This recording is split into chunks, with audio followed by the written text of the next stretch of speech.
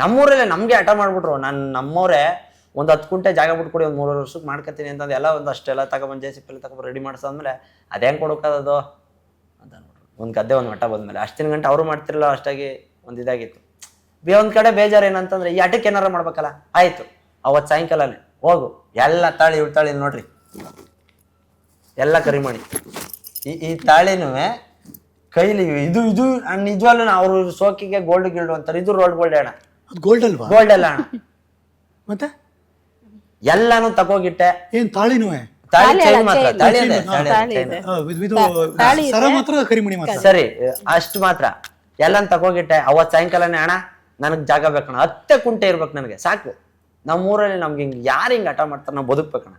ಯಾರು ಇವತ್ತಿಗೂ ನಾನು ಇವತ್ತು ಓಪನ್ ಆಗಿ ಚಾಲೆಂಜ್ ಆಗಿ ಹೇಳೋದು, ಯಾರು ಹಳ್ಳಿ ಐಕ್ಲಲ್ಲಿ ರೈತರ ಮಕ್ಳಿಗೆ ಹಿಂಗೆ ಹೊಟ್ಟೆ ಹೊರಿಸ್ತಾರ ಅವ್ರು ಬೆಳಿಲೇಬೇಕು.